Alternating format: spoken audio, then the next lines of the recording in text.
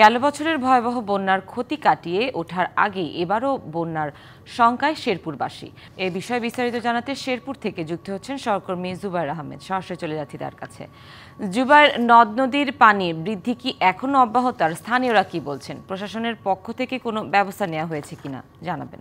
সুনন্দা, গত কয়েকদিন যাবৎ যেমনটি জানাচ্ছিলাম যে শেরপুরের নদ নদীর পানি বাড়ছিল, সেটি বেড়ে গতকাল রাত থেকে চিল্লাখালী নদীর পানি বিপদসীমার উপর দিয়ে প্রবাহিত হচ্ছে। এছাড়া মহারশী, ভোগাই সহ ও ব্রহ্মপুত্র এবং সোমেশ্বরী নদীর পানিও কিন্তু প্রায় বিপদসীমা ছুঁয়েছে। আমি এখন রয়েছি শেরপুরের ঝিনাইগাতিতে। এখানে যে নদীটির সামনে রয়েছে এটি একটি শাখা নদী, এটিও কিন্তু কানায় কানায় পরিপূর্ণ হয়ে গিয়েছে। আসলে শেরপুরের শ্রীবর্দী, ঝিনাইগাতি এবং নালিতাবাড়ী উপজেলার যে খালবিলগুলো রয়েছে সেগুলো সব আসলে পানিতে ভরে গিয়েছে। গত কাল বৃষ্টি হয়েছে, আজ সকাল থেকেও মাঝারি থেকে ভারী বৃষ্টি হচ্ছে, থেমে থেমে বৃষ্টি হচ্ছে, বজ্রপাত হচ্ছে।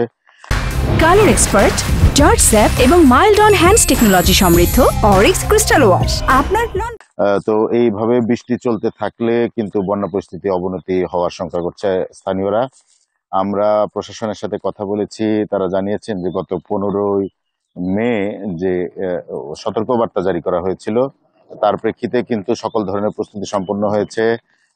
যে স্কুলগুলো, উঁচু স্কুলগুলো রয়েছে সেগুলোকে আশ্রয়কেন্দ্র হিসেবে ঘোষণা করেছে এবং সেই সাথে ত্রাণ কার্যক্রম এবং উদ্ধার কার্যক্রমের জন্য তারা প্রস্তুতি নিয়ে রেখেছে। আমরা পানি উন্নয়ন বোর্ডের সাথে কথা বলেছি যে গত অক্টোবরের বন্যায় কিন্তু শেরপুরের 30টি স্থানে নদীতে ভাঙন দেখা দিয়েছিল।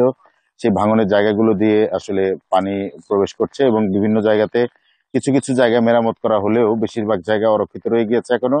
পানি উন্নয়ন বোর্ড বলছে যে তারা এখনো এগুলো মেরামতের চেষ্টা করছে এবং জরুরি যদি কোথাও ভাঙন দেখা দেয় সেক্ষেত্রে তারা সেটিকে মেরামতের জন্য চেষ্টা করবে।